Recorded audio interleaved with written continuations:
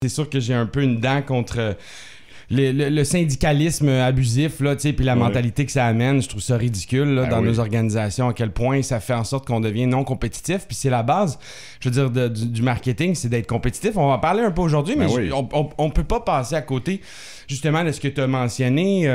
Dans le fond, quand on reste emmitouflé dans ses bas, quand on reste confortable, exactement.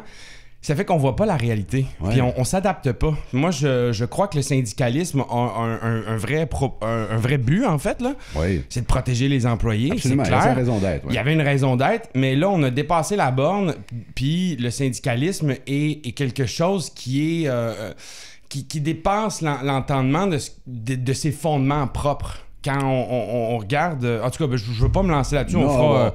Lancez-moi des pierres si vous voulez, mais moi, je suis contre le syndicalisme abusif, là, puis je m'excuse, là, il y a peu de travailleurs au Québec qui sont vraiment tellement avec des conditions de marde qu'ils doivent absolument se faire protéger par un syndicat. Et le syndicat, de base, doit faire une conversation entre les employés et les employeurs. Donc, est-ce qu'à ce point, vous avez besoin d'avoir un tiers parti pour parler à votre place? Oui, c'est sûr. Ben, c'est sûr, en fonction, on peut débattre longtemps, effectivement. La fonction publique, non, effectivement. Non, on va se faire tuer. Je vais te ramener à l'ordre. Non, mais c'est ça. Mais j'ai une histoire pour toi, parce que c'est quand même similaire, parce que ça parle de quelque chose, Pierre, parce que ça parle de quand on est... quand on est dans nos vieux bas, puis on est confortable, comme je te dis, on voit pas la réalité. Hein? Puis on n'est pas compétitif. Puis c'est ce qui arrive avec les écoles publiques, là. C'est ce qui arrive avec les institutions publiques, c'est ce qui arrive avec beaucoup d'institutions. Absolument. Puis c'est ça qui fait qu'on se fait manger la laine sur le dos, parce qu'on va pas embaucher les bonnes personnes. Fait qu'on va pas faire des bonnes vérifications, puis on va se faire avoir. On nivelle par le bas aussi. Exactement, c'est ça. Fait que c'est toute une mentalité. Hein? Puis c'est la même mentalité qui fait qu'en affaires, on peut perdre le nord. Puis le nord, il change, dépendamment de comment tu te déplaces. Fait que je vais te raconter deux petites histoires, parce que je sais que tu aimes les histoires. Ben oui, à temps des fêtes, il faut se raconter des histoires. Je suis allé hier dans un magasin de sushi. Je nommerai pas c'est où, par respect. Et puis, c'est un magasin de sushi, je vais souvent là-bas, beau petit pignon sur rue, font des bons sushis, font des take-out, tu sais. Puis ils ont un genre de deuxième commerce qui est à côté, où est-ce qu'ils vendent des bébelles venant de Chine, tu sais, des sacoches, puis des affaires de même. J'ai jamais vu un chat, là, en 3-5 ans, là. J'ai jamais vu un chat, là. Puis là, moi, je connais un peu la propriétaire. Je dis, puis comment ça va la business, ainsi de suite. Puis là, elle me dit, bah, ça va, là. Tu sais, je tire un peu mon épingle du jeu, mais tu sais, la business, c'est dur. Puis on entend souvent cette musique-là, puis c'est vrai que c'est dur en enfant. Puis c'est vrai que les circonstances changent. Elle dit, ben, le milieu a changé un petit peu, ainsi de suite. Je dis, puis le commerce à côté, comment ça va? Ah, ça va pas pantoute. Je dis, ça vend-tu? Non, pas du tout. Puis là, je lui dis, ben, pourquoi tu fais pas un resto? Tu sais, pourquoi tu démolis pas? T'en as rien à foutre de cet espace-là. Mets des tables, tu vas générer des ventes, investis un peu dans ton mobilier. Ça va pas coûter tant que ça. Je dis, puis tu sais, là, je donne une couple de trucs de même, parce que moi, je suis comme ça, là, tu sais, je suis un défaut professionnel, je suis enthousiaste, je dis, ah, tu préfères ça, tu préfères ça, puis t'as pas besoin d'investir tant que ça. Finalement, elle me dit, ben, je pense pas, parce que ça va coûter de l'argent, puis... Donc, elle ne voyait pas l'opportunité qui était devant elle, et donc, ils vont sûrement rester dans leur vieux bas, puis à un moment donné, le commerce va peut-être perdre des opportunités, et dans le fond, j'espère qu'ils ne fermeront pas, mais ils vont perdre toutes ces opportunités-là. Ben, il s'agit qu'il y a une concurrence qui s'installe à côté avec à peu près la même affaire, puis bien sûr d'y enlever. C'est exactement. Puis dans ce coin-là, ben, il n'y en a pas beaucoup de sushis comme sit and eat. Il y a juste des take-out. Mais tu sais, le sushi, c'est une expérience aussi que tu veux manger assis. Mais ça nécessite aussi un service, ça nécessite d'autres choses qui viennent avec. Mais tu peux très bien avoir un sushi stand, décorer ça un petit peu, puis dire, ben, tu peux le manger ici. Ça va amener une certaine clientèle. Ben, surtout l'hiver, parce que on cherche une place à côté de manger, on ne veut pas manger un auto, tout simplement. Fait que donc, rester dans ces vieux bas, on peut perdre des opportunités. Deuxième histoire, Pierre. J'ai rencontré quelqu'un, je nommerai pas son nom ni sa compagnie, mais c'est quelqu'un qui fait de l'impression 3D. On sait que c'est une vague depuis 5 ans qui est très forte et qui va continuer à croître. C'est un domaine dans lequel il y a énormément de demandes et il y a un très, très gros marché. Et la personne a conçu son imprimante. Hein, dans le fond, tu peux acheter ton imprimante, ça coûte environ 5-10 000 $. Puis là, tu vas pouvoir commencer à imprimer. Fait qu'il y a toutes sortes de mom and pop shops qui ont monté dans les dernières années. À Montréal, je pense qu'il me disait qu'il y en a une quarantaine. Et juste pour le bénéfice des auditeurs, imprimante 3D, c'est que tu peux recréer, exemple, tu as une pièce mécanique qui te manque, mais en plastique ou en résine, tu peux recréer cette pièce-là sans nécessairement obligé de la commander. Tu peux faire un bol, tu peux faire toutes sortes d'affaires avec une imprimante 3D. C'est ça. Une imprimante 3D, en fait, c'est une imprimante qui va imprimer en addition. Donc, il va rajouter de la matière en 3 dimensions. Donc, tu peux créer des objets, comme tu dis. Puis, lui, il va créer toutes sortes d'affaires, là, des sculptures, des figurines, n'importe quoi, name it, là. C'est clair. Tapez impression 3D si vous savez pas c'est quoi dans Google. Si vous savez pas c'est quoi Google, par contre, là, c'est une autre histoire. Bon. Donc, lui, il était tellement patenteux qu'il s'est conçu sa propre machine. Faut être geek, là. Il a conçu pendant 5 ans sa machine. Je veux dire, c'est wise en esti. On dit pas des gros mots, oui. Excusez-moi. Je te remets à l'ordre, là. Ah oui, c'est correct. Je suis trop enthousiaste. Moi, ça va vraiment bien. David est pompé, là. Voilà, il a dit des gros mots. Faites-vous-en pas, on s'en occupe. OK, excusez. Et dans le fond, il a conçu sa machine. Puis sa machine, elle a des propriétés meilleure que celle sur le marché, OK? Elle imprime 2 fois plus gros, elle est plus efficace.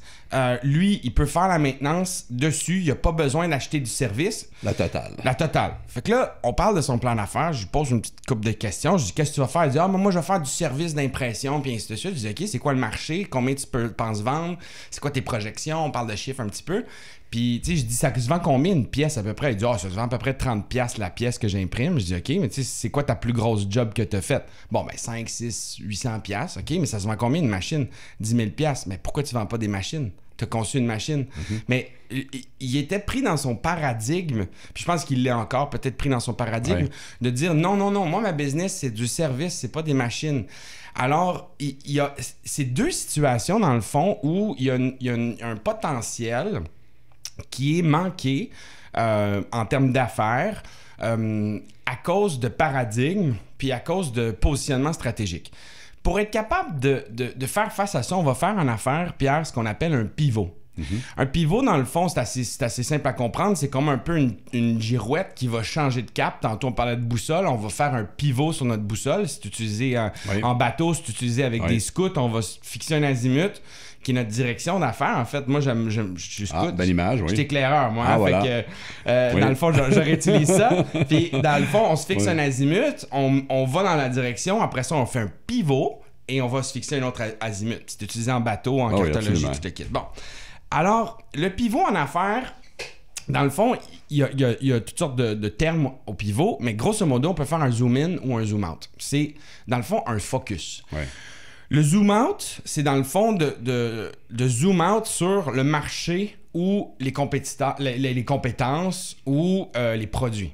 Dans le cas de l'impression 3D, excuse-moi, dans le cas du magasin de sushi, on aurait fait un zoom-out. C'est-à-dire qu'on faisait juste du take-out, mais on se concentre sur les produits, mais on se rend compte qu'il y a un autre service qui est disponible, qui est le service de restauration. Donc, on va zoom-out un petit peu, puis on va élargir notre gamme de services rendus ou de produits. Ouais. Le sushi pourrait décider de faire un zoom-out ici, puis se rendre compte que, hey, ça vend vraiment bien les trucs chinois. Ouais. Je vais faire chinois et sushi, je vais faire un mix avec de la fusion japonaise, mais ça va rester take-out. Ça, c'est un pivot aussi, là. Dans le cas de l'impression 3D, on va faire un zoom-in sur une des compétences. OK? Puis en fait, c'est pas vraiment un zoom-in. Ce qu'on appelle, c'est qu'on appelle ça un side-step. C'est-à-dire que c'est quelque chose que j'offre pas encore, mais qui est dans mon range de compétences. Et je vais faire un pas de côté pour offrir quelque chose de nouveau. OK? Donc là, j'ai mentionné plein de trucs, zoom-in, zoom-out, ainsi de suite. Mais l'important qui est à comprendre là-dedans, c'est qu'on va faire le focus. Le focus, en fait, ça va nous remettre en état peut-être de vulnérabilité aussi. Puis c'est normal parce que quand on veut être compétitif, on sort de ses zones de confort, c'est ça. On va être vulnérable, mais à la fin, le fait d'être vulnérable aussi, puis on peut avoir des risques calculés. Quand même, là, il faut analyser et tout. Bien, ça va nous permettre de mieux adresser le marché puis de gagner des opportunités à long terme. Absolument. C'est un peu ça la philosophie. Donc, je sais que tu vas me demander la question suivante, mais comment on fait? Hein? Mais j'allais plus loin encore, je me disais, mais comment ça fait qu'il est parti en affaires dans le cas d'un sushi, puis on n'a pas pensé à mettre des tables pour asseoir le monde, mais c'est correct. Je partais plus loin que ta question. Vas-y. Mais je me disais, comment ça fait qu'on a mal évalué à ce moment-là le marché? Mais c'est parce que... En tant qu'apprenant... peut-être que la personne, elle a parti un truc, puis là, à un moment donné, elle a vu une opportunité, elle a loué le local d'à côté, puis là, elle s'est dit, qu'est-ce que je vais faire? Puis là, j'ai une plug en Chine, je vais importer du stock, ça se vend, puis là, il y a eu toute une mode, là, il y a 15 ans d'achat de trucs en Chine, fait qu'on s'est mis à acheter vraiment intense, puis Dollarama a ramassé tout le marché, mais je veux dire, peut-être que c'était ça, là, mais la vague, dans le fond, la réflexion, mettons, on parle de cette vague-là, là, Dollarama, son compétiteur de son autre commerce, c'est littéralement Dollarama, là, tu sais, mais elle vend des sacoches puis des bijoux, fait que c'est peut-être en partie aussi Ardennes, c'est dans les mêmes gammes de produits, c'est dans du pas cher, fait que dans le fond, quand tu as deux business, il faut que tu fasses une veille stratégique dans tes deux business. Fait qu'il faut que tu te demandes laquelle de mes business est plus rentable. Ben, c'est clair. Parce que là, tu es en train de dépenser ton loyer à l'autre qui ne te génère aucun revenu. Puis le profit que tu fais à un, il va pour couvrir les pertes de l'autre. Exactement. Donc, ça veut dire que tu as manqué un pivot à ce moment-là. Puis là, tu es rendu 5 ans plus tard, 8 ans plus tard, 10 ans plus tard, tu as encore l'occasion de faire un pivot, mais là, il faut que tu le fasses. On parle de sushi, puis on se dit, mais il semble que c'est évident qu'il faut que ce soit un restaurant, mais non, tu prends un sushi shop, au départ, c'était juste du take-out, là, puis après, ils ont rajouté le restaurant, mais ça a fonctionné fureur, là. OK. Donc, pourquoi? Non, pas pourquoi, comment? Comment? On vient de dire pourquoi. Mais dans le fond, comment? En fait, la première chose, c'est d'analyser. Il faut analyser le marché. Il faut aller chercher des données tangibles. Évidemment, on a un gut feeling. Tu le sais, ça marche pas, que ça marche, ainsi de suite. Mais des données, ça veut dire quoi? Dans le cas, par exemple, d'un magasin qui a pignon sur rue, un magasin de sushi, ça veut dire, je vais analyser c'est qui la compétition, je vais analyser la gentrification, je vais analyser la population, je vais regarder des données économiques. Hein? Est-ce qu'il y a c'est quoi la croissance économique? Puis je vais comparer la croissance économique du marché général avec ma croissance économique. Si le marché croît de 5%, puis moi je croît de 1%, il y a un problème, il y a quelqu'un qui est en train de me bouffer des parts de marché. C'est clair. Donc, je vais analyser tout ça. Je vais commencer aussi à analyser peut-être d'autres commerces dans d'autres secteurs qui sont similaires, puis voir si... Ah oui, ça fonctionne. C'est quoi l'achalandage? Oui, qu'est-ce qu'ils ont fait? Je vais regarder des modèles, ainsi de suite. On peut analyser dans le cas encore du magasin de sushi, tu sais, ce serait quoi, dans le fond, le positionnement, le gap de marché qu'on doit servir, tu sais? Est-ce que les gens veulent un resto, est-ce qu'on s'assoit puis que ça soit chic? Tu sais, dans le sud-ouest, il n'y a pas beaucoup de restos sushi shop chic. Il n'y en a pas. Oui. OK, c'est tout un peu du semi-take-out fast, là, tu sais. Mais ça peut peut-être valoir la peine d'offrir ça. Parce qu'il y a une demande, c'est sûr. Oui, c'est sûr. Bon, puis il y a des trucs un peu fusion taille, ainsi de suite. Fait que tu vas aller jouer dans ces plates-bandes-là. Mais si tu veux être dans le fast, mais offrir peut-être une petite expérience pour être assis. Tu sais, on l'a vu, la belle province, c'est ça, là. C'est du take-out, mais tu t'assois là, puis tu manges pendant 25 minutes. Là, avec une ambiance des années 50. Exactement. Mais tu sais, ça n'a pas coûté des millions de dollars faire cette ambiance-là, tu sais. Mais ça répond à un besoin. Donc les gens vont là, puis ça fait leur affaire. Puis... T'as pas envie de manger dans ton char, tu sais. Exactement. Fait que donc, il faut que tu analyses le besoin. Dans le cas de l'impression 3D, c'est plus de l'analyse de marché, des chiffres, regarder dans le secteur. Puis analyser, ça veut dire aussi peut-être faire un petit sondage ou une étude de marché. L'étude de marché, on peut la faire soi-même. Hein? C'est assez simple. Dans le fond, tu vas analyser, est-ce que les gens veulent acheter mon imprimante? Ben, tu vas aller voir des gens qui ont acheté ou tu vas aller dans les magasins d'imprimantes puis tu vas essayer de demander à ces gens-là ça. Puis tu vas voir, comparer les prix et ainsi de suite. Ou tu vas voir si ton service, dans le fond, dans le cas qui était là, je lui suggérais d'aller je dirais pas c'est quoi, mais je lui suggérais d'aller cibler certaines personnes en particulier. Mais il faut que tu aies testé le marché, tu sais. Moi, j'ai dit, cette catégorie de clients-là, ils risquent de t'acheter beaucoup, mais va sonder, tu sais. T'en as plein dans la couronne de Montréal, sors le bottin, appelle-les, puis fais un genre de mini focus group, là, tu sais, ou un sondage au téléphone, tu vas le savoir, là. Souvent, le profil de l'entrepreneur comme ça, un peu comme tu mentionnes, qui a patenté une imprimante 3D, c'est un patenteux, mais c'est pas un vendeur. Qu'est-ce qui lui manque pour... l'équation, ça je comprenais, sur le retour de l'investissement, il visait un marché pas cher, mais ça pour rentabiliser sa machine, ça aurait pris des milliers d'années, là, j'exagère. Ah oui, mais exactement, c'est ça. Mais c'est parce que souvent c'est ça, c'est qu'ils ont l'idée, mais ils sont pas entourés. C'est une très bonne question, Pierre. Moi, je pense qu'il y a beaucoup de gens qui se partent en affaires qui ont le know-how. C'est-à-dire, on fabrique quelque chose. Je suis bon à faire du pain, je suis bon à faire des sushis, je suis bon à cuisiner. Tu sais, je donne de l'amour à ce que la patente. Je donne mon amour à la patente. Mais la patente, elle doit se retrouver dans la main de quelqu'un. Puis il y a autant d'amour dans le service à ce quelqu'un-là, puis dans la réflexion à ce quelqu'un-là. Ça prend des compétences de finance, ça prend des compétences de marché, ça prend des compétences qui sont autour de là. Je pense que souvent, c'est ça qui manque quand les gens startent en business. Ouais. Puis moi, c'est ce que je vois, tu sais, le côté analytique du marché, il y a peu de gens qui l'ont, là. Alors que c'est pas si compliqué que ça, là. Ben non. Vraiment pas. Puis on peut se faire une étude soi-même, là. Puis de toute façon, les gens qui sont capables de tenir des commerces, ils sont capables de faire des chiffres puis des maths. Ouais. Si t'es pas bon en maths, porte pas une business. Tu parles de sushi, j'ai déjà été dans une boutique de sushi, pas une boutique, mais un restaurant de sushi, et déjà là, je suis arrivé, je trouvais ça bizarre, l'endroit. Je me suis dit, bon, c'est bien bizarre, mais si vous voyez sushi extérieur, je voulais manger du sushi. Mais la personne qui me servait, qui faisait le sushi, qui faisait la caisse, qui répondait au prochain client qui rentre, c'était la même personne. C'était comme un truck stop, c'est ça? Oui, non, mais c'était un magasin, un restaurant pignon sur rue. Ah ouais. Mais ça me dit, moi, que là, à ce moment-là, la qualité du poisson est fraîche parce que c'est lui qui pêche ici. Voilà, peut-être que c'est ça.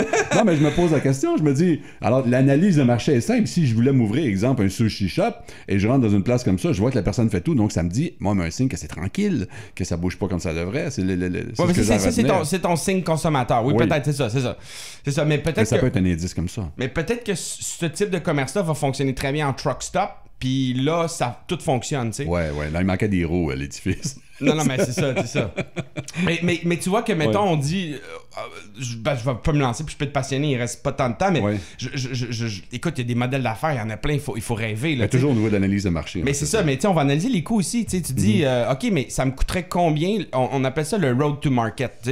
Entre le marché que tu as en ce moment puis le marché que tu as après, tu as une route à prendre. C'est quoi mon road to market? C'est quoi mon time to market? C'est-à-dire, ça va me prendre quoi comme investissement puis comme route? C'est quoi le plan de match? Là, il va falloir que je fasse des rénovations, il va falloir que je fasse ci, j'ai des coûts, j'investis, ainsi de suite.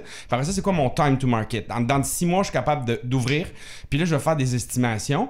Puis l'estimation, Christy, tu t'en vas en char devant d'autres sushi shops, puis tu checkes le monde rentrer, puis tu checkes le monde s'asseoir, puis tu fais des calculs. C'est simple. C'est pas super compliqué, puis tu es capable de faire la trigonométrie. Tu sais combien ça se vend un plat moyen avec une famille moyenne, tu calcules par jour, tu fais tes estimations, tes projections. Oui, tu t'en vas te chercher un prêt financier, mais il faut que tu sois prêt à investir là, pour que tu récoltes de l'argent. Parce que si tu n'es pas prêt à investir aujourd'hui, c'est sûr que dans 5 ans, tu fermes tes portes. Tu sais, c'est un peu ça. Il faut tout le temps que tu investisses. Absolument.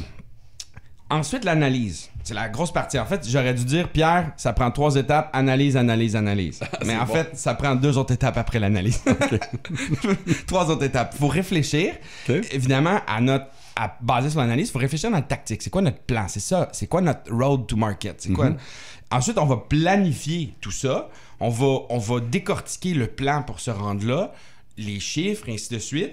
Et il faut être prêt à faire un risque. Je l'ai mentionné vite à la blague, mais fondamentalement, sortir de sa zone de confort. T'as pas le choix. T'as pas le choix, il faut que tu risques. Oui. Tu sais, les écoles, c'est la même chose. Je fais le parallèle, j'ai pas le choix de faire le parallèle. Mais il faut que tu risques tu sais, c'est comme essayer de se trouver une conjointe ou un conjoint ou une date, là. Faut que tu risques d'aller dans le bar, faut que tu risques d'aller voir la personne. Absolument. Faut que tu risques le fait de te faire dire pas non. Juste attendre, tu peux pas juste attendre. Non. Faut que tu te mettes sur ton 36, tu risques, t'essayes. Mettre les chances de ton côté. Tu manges des claques, t'apprends. Après ça, à un moment donné, ça va être la bonne personne. Là, c'est la bonne chose. Puis en acquisition d'employés puis en acquisition de talent, c'est la même chose. Il faut que tu risques aussi, il faut que ta business soit sexy pour attirer du monde. Là, puis je m'excuse, les institutions publiques, c'est la même chose. Ils doivent faire la même chose. On est dans une rareté de main-d'œuvre où il faut attirer la meilleure main-d'œuvre. Il faut être sexy, il faut sortir de ces zones de confort. En affaires, on va aller générer des clients. Il faut être sexy. Il faut... Et la réalité change, la perception change. Dans le sud-ouest, avec la venue de jeunes couples qui achètent massivement des immeubles et tout, qui fondent des familles, les besoins changent. Fait qu'en dedans de 5 ans, la réalité peut changer dans un quartier. La demande change, mais les exigences vont changer aussi. Si tu suis pas, t'es pas sexy, tu vas rater le bateau ou tu vas littéralement fermer, tu sais. Absolument. Exemple, moi, j'ai un exemple sur le Boulevard-Monge, les bagels. Où est-ce qu'à l'ouverture, bon, c'était une petite shop tout simplement, mais il était différent au niveau des fours à bois, puis le bagel était bon. Et j'ai été récemment, et là, on trouve ces produits un peu partout. Oui. Mais tout ça, pour te dire, faire une figure, là, j'ai été à sa shop, là, il n'y a pas longtemps, son restaurant, boulangerie, c'est comme ça que ça s'appelle, donc bagel shop. Là.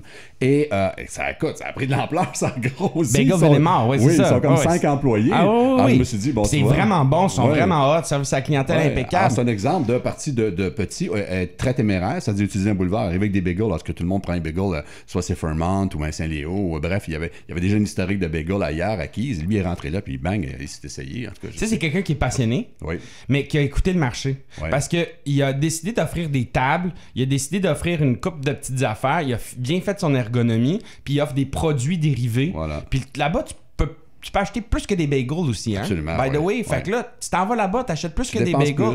Tu dépenses un petit peu plus, puis il tire son épingle du jeu. Il a créé quelque chose d'unique dans un marché qui avait ce besoin-là. Absolument. Fait qu'il tire bien son épingle du jeu. Chapeau. Alors, c'est un exemple, voilà.